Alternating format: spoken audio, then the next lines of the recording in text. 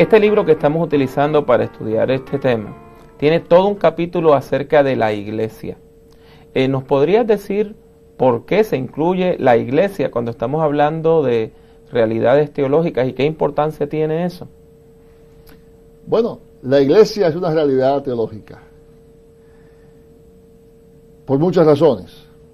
En primer lugar, porque como hablábamos hace un momento, si la santidad es una cuestión comunitaria, la iglesia es el primer ámbito en el cual se practica esa santidad. La iglesia no es sencillamente un lugar donde van los cristianos individuales, cada cual a relacionarse individualmente con Dios. Sí. La iglesia es el lugar donde van los cristianos para juntos proceder en ese camino de la santidad. ¿No? De manera que la iglesia es necesaria para ese mismo proceso de santificación. Pero hay más. La iglesia es también el medio por el cual nos ha llegado a nosotros la palabra de Dios. A ninguno de nosotros nos ha llegado la palabra de Dios sin alguna expresión de la iglesia. Aunque una persona esté en una isla desierta y se encuentre una Biblia y la lea y se convierta, esa Biblia le ha llegado a través de la iglesia, porque hubo antes otro cristiano que la copió, la imprimió, la dejó allí a propósito o sin propósito, pero la dejó allí, de manera que aún esa Biblia en una isla desierta es también expresión de la fe de la iglesia. De manera que sencillamente por razones prácticas es imposible conocer a Jesucristo si no es a través de la iglesia. Más todavía, la iglesia es también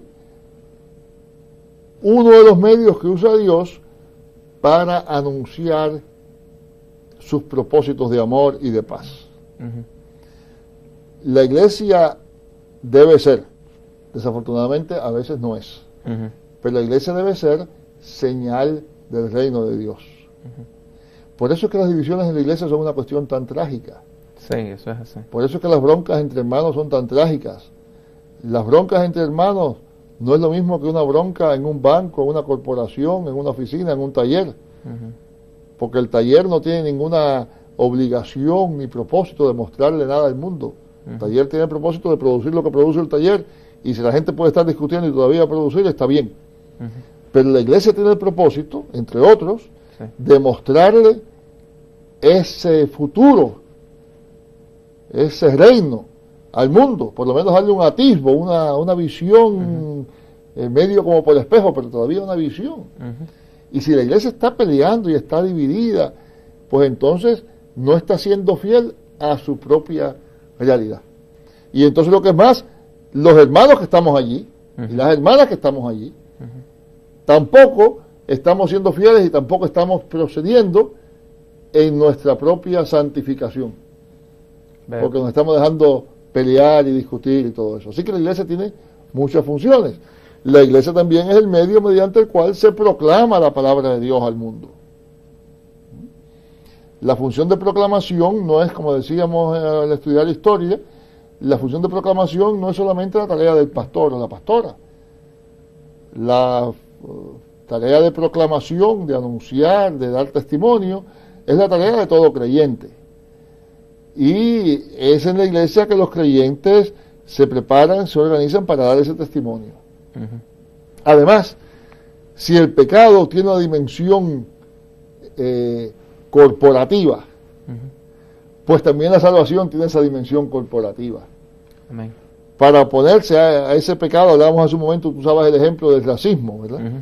Para oponerse al racismo hace falta una organización, un grupo de gente, un cuerpo que se oponga a esa estructura, que haya una estructura frente a aquella.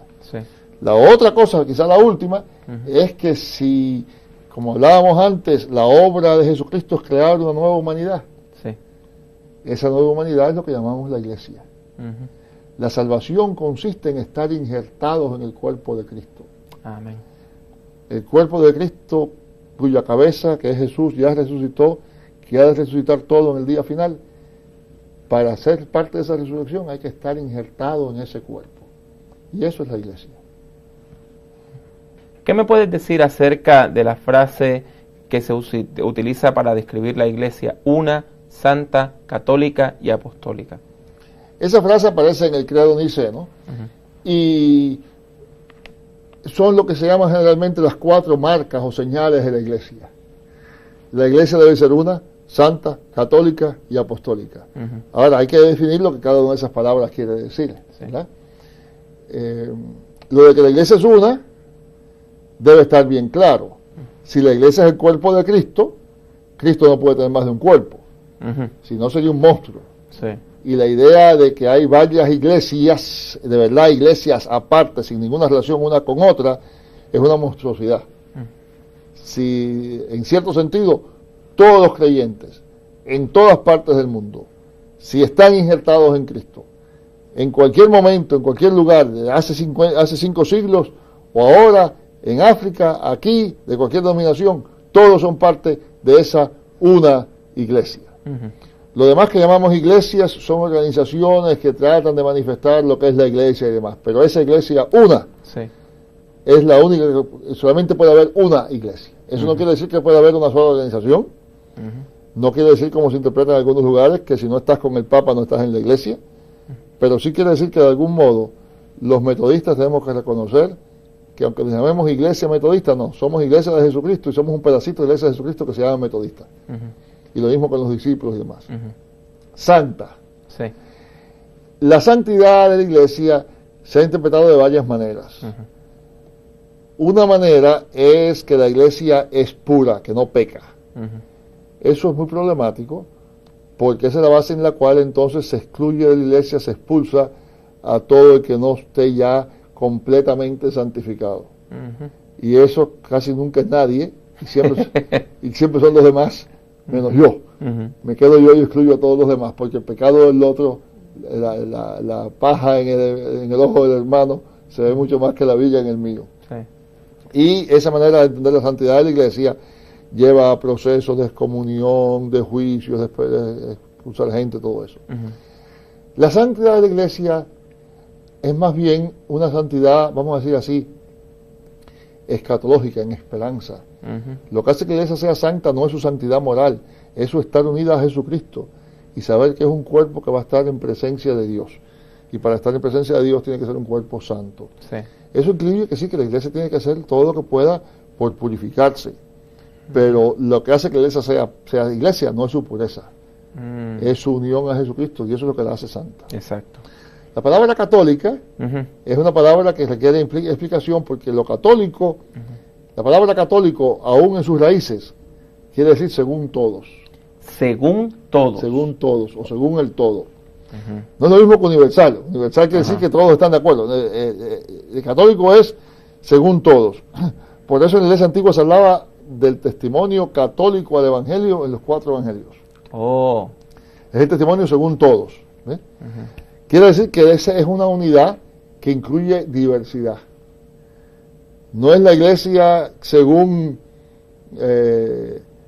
Juan Wesley o Campbell o el Papa, es la iglesia según todos. Según todos. Es una iglesia que incluye a todos los creyentes, siempre y cuando estén dentro de esas cercas de que hablábamos antes, ¿no? De esas líneas de FAO. O sea que cuando el credo dice que la iglesia es católica, no se refiere a la iglesia católica romana, sino que se refiere a que todas aquellas personas creyentes en Jesucristo a lo largo de toda la historia forman un solo cuerpo. Exactamente. No quiere decir, esa palabra católica no quiere decir católico romano, tampoco quiere decir universal, aunque así se traduce muchas veces. Como no nos gusta la palabra católico porque tiene implicaciones de que queremos decir romano, entonces decimos universal. Pero la iglesia es más que universal. Lo universal muchas veces es uniforme, ¿verdad? Puede haber un imperio universal, un emperador que manda a todo el mundo y hace que todo el mundo haga lo que él dice. Eso no es catolicidad. La catolicidad es ese tipo de universalidad, sí, pero con una diversidad que todos contribuyen, como la imagen del cuerpo de que habla Pablo. Lo de apostólico tiene 2 sentidos. Un sentido es que se relaciona con los apóstoles, de alguna manera viene de los apóstoles. Pero la palabra apostólico también quiere decir enviado. Apóstol quiere decir enviado. La iglesia es apostólica porque es una iglesia enviada, es una iglesia misionera. La iglesia sin misión no es iglesia. Amén. Lo que hace que la iglesia sea apostólica precisamente es una iglesia que está yendo, que ha sido enviada por Dios al mundo para precisamente allí en ese mundo enfrentarse al pecado de igual manera que Jesucristo se enfrentó al pecado en su vida y en su muerte, enfrentarse a ese pecado. Y eso es lo que hace que la iglesia sea apostólica. ¿Qué relación hay entre la palabra de Dios y todo eso que hablamos cuando estuvimos hablando del concepto de revelación y la iglesia? Bueno, primera cosa es que la iglesia es creación de la palabra de Dios. La iglesia no es creación de un pastor que dice voy a hacer una iglesia. La iglesia no es creación de un fundador que se separó de otra gente y dice voy a hacer una iglesia. La iglesia, si es iglesia de Jesucristo, es iglesia creada por la palabra de Dios. Creada y convocada por la palabra de Dios. La iglesia se reúne, se convoca, porque los cristianos han escuchado la palabra de Dios. ¿Pero la han escuchado dónde? En la iglesia. A través de la iglesia. Aún aquel señor que decía en el ejemplo anterior que se encuentra una Biblia allá en una isla solitaria, en cierto modo, en esa Biblia la iglesia está presente. De modo que la iglesia es a la vez creación de la palabra de Dios y proclamadora, pronunciadora de la palabra de Dios. Ahora, eso quiere decir que la iglesia también tiene que sujetarse a la palabra de Dios. Y ahí es que viene todo lo que hablamos de la teología antes, ¿verdad? Porque la iglesia, para sujetarse a la palabra de Dios, tiene que tener una visión bien amplia de qué cosa es esa palabra y todo lo que involucra. Desafortunadamente nosotros hemos limitado lo que la palabra de Dios involucra a ciertos temas y ciertas cosas. Sí. Por ejemplo, cuando decimos que la iglesia tiene que sujetarse a la palabra de Dios, por lo general se trata de una de dos cosas. Sí. O la doctrina, o el sexo. Oh. Todos los problemas que la iglesia tiene siempre son cuestiones, las discusiones son sobre cuestiones sexuales, prácticas sexuales y todo eso. Pero muy poco se sujeta a la palabra de Dios, la iglesia a la palabra de Dios, lo que dice la palabra de Dios acerca del orden social, del orden económico, de cómo manejar el mundo. Y eso también es parte de esa palabra de Dios. De modo que la iglesia tiene que sujetarse a la palabra de Dios en todas las cosas. Exacto. Y entonces la iglesia también es proclamadora de esa palabra de Dios y es ejemplo de la acción de esa palabra de Dios. Si el mundo no cree, muchas veces se debe a que la iglesia no es ejemplo fidedigno de cómo la palabra de Dios actúa. El caso típico está en la oración del Señor, que todos sean uno para que el mundo crea. Sí. Si el mundo no cree, es porque nosotros, a pesar de todo lo que dice la palabra de Dios, estamos peleando unos con otros. Y eso quiere decir entonces que en cierto modo la carga de que ese mundo no crea nos cae a nosotros. Eso es así. Corresponde a que nosotros no estamos siendo fieles a la palabra de Dios.